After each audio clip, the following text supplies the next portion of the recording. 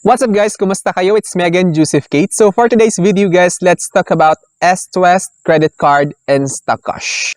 Mga dapat tandaan kapag plan mong mag-Instacash sa iyong S2S credit card, tapos yung fees and charges, kasi of course, kapag nag-Instacash kayo, kaakibat niyan ay fees and charges. Kumbaga yung topic ng vlog na ito is paano i-convert yung S2S credit card credit limit into cash. I will guide you towards the process. Pero bago yun, nais muna kitang imbitahan na mag-subscribe sa YouTube channel ko kung bago ka pa lang kasi marami pa po akong i-share ng mga tutorials, knowledge, and experience of mine in the future. Kaya naman, huwag niyong kalimutan mag-subscribe para updated kayo lagi sa mga vlogs na i-upload ko. Yun lang po at sobrang maraming salamat po.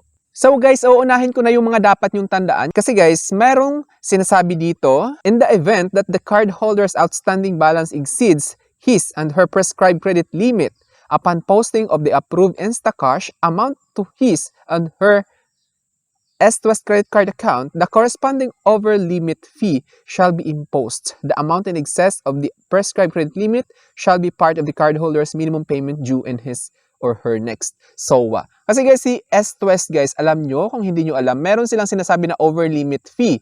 Kapag sinabing over-limit fee guys, kahit lagpas na sa credit limit na meron kayo, magpupush through pa rin yung transaction. Yun nga lang magkakaroon kayo ng over-limit fee, which is malaki siya. Kaya naman kailangan yung tandaan kapag balak nyo mag-Instacash sa S2S credit card nyo, alamin nyo muna yung credit limit ninyo. Halimbawa, yung credit limit nyo guys is 100,000, wag nyong isasagad yung 100,000 kasi idadagdag pa dyan yung interest charge at saka yung processing fee. So sa 1%, halimbawa magkano yun? Kapag within 1 year, tenurement ng balak nyong duration ng payment. So kapag sinagan nyo yung 100,000, magkaka-over limit talaga yun at magkakaroon kayo ng charge. Kaya nasa 80K lang, I suggest 80K or 75,000 lang yung ina-advise kong i-Instacash ninyo kapag 100,000 yung credit limit ng credit card ninyo. Next guys, na dapat yung tandaan, nakalagay dito, in case of pre-termination, the cardholder agrees to pay the installment pre-termination processing fee equivalent to 5% of the remaining principal balance or 500 pesos whichever is higher. So halimbawa guys, gusto nyo nang bayaran ng buo yung in-installment ninyong cash sa credit card ninyo, kailangan nyong bayaran yung 5% ng natitira doon sa babayaran nyo pa. So i-add yun, then 5% nun. Tapos halimbawa naman, hindi siya umabot ng 500, nakalagay dito kasi is whichever is higher. So, umabot lang ng 300 yung 5% ng natitirang principal amount or yung kailangan nyo pang bayaran. So, 500 pesos yun kasi whichever is higher. Pero naman kung lumagpas ng 500, yung 5% ng natitira, halimbawa umabot ng 700 yung 5%. So, yun yung susundin, yung 700 pesos. Kaya dapat aware kayo doon. So, yun lang naman yung nakikita kong important details na kailangan nyo tandaan. Then, proceed tayo ngayon guys sa fees and charges kapag balak nyo mag-installment sa credit card ninyo. Nandito nakikita nyo guys, basahin natin. Installment processing fee. So, a fixed processing fee will be applied for every approved Instacash. Balance transfers. Hindi lang siya sa Instacash, apply din siya kapag balak nyo mag-balance transfer. Ano nga ba yung balance transfer guys? Halimbawa, may balance kayo sa ibang credit card, gusto nyo ipasok dito sa S2S, so balance transfer yung tawag doon. So, halos same lang yung processing fee at saka nung convert to installment transactions. So, kung gusto nyo installment yung outstanding balance ninyo, same lang yung bayad which is 500 pesos via ESTA or S2S System Tech Assistant Chatbot, which is yung sinasabi nila, contact our ESTA, ganyan. Yan po yun, which is yung S2S System Tech Assistant Chatbot.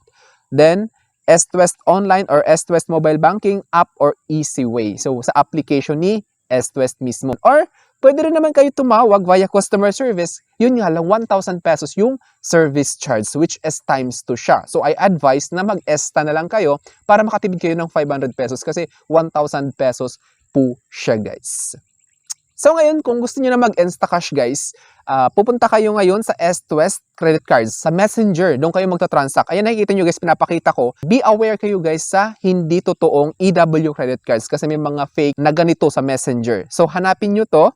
Itong details na nakikita nyo dito, ayan, EW credit cards, at EW Credit Cards Facebook, products and services typically replies instantly. So, dapat nag-match yung username dyan, guys, doon sa pupunta nyo sa Messenger, ha?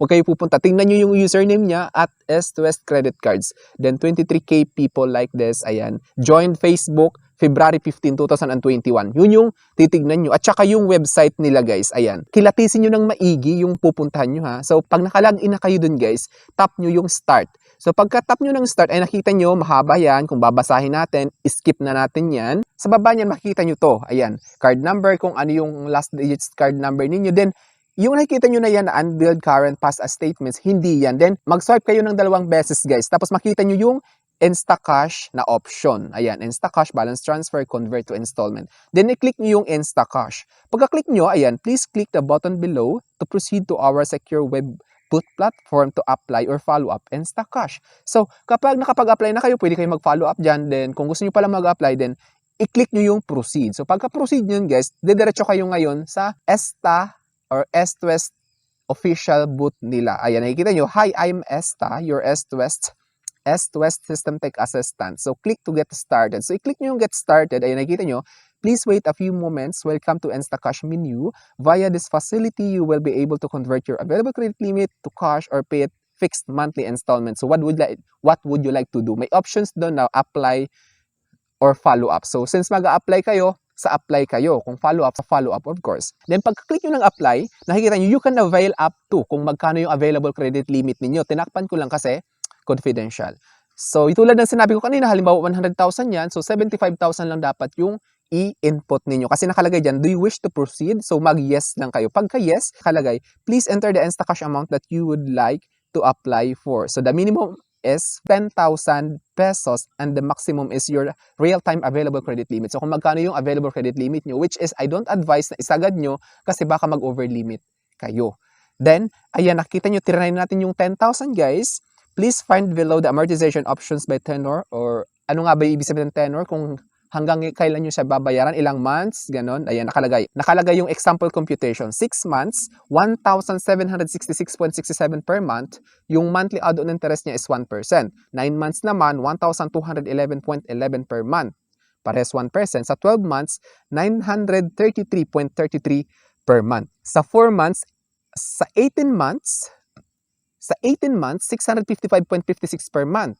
Sa 24 months, 516.67. So, pipili kayo dyan guys kung alin yung mas magaan ninyong bayaran. So, hanggang 60 months po siya guys or 5 years. So, eto guys, the longer na babayaran nyo siya, maliit lang yung babayaran nyo every month.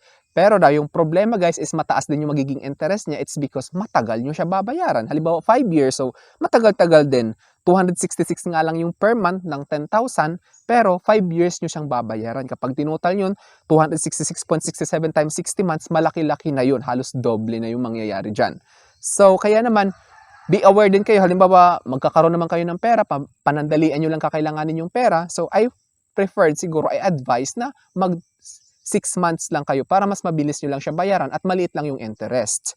Then, ayan, nakalagay sa baba, i-click nyo lang yan kung ilang months nyo gusto.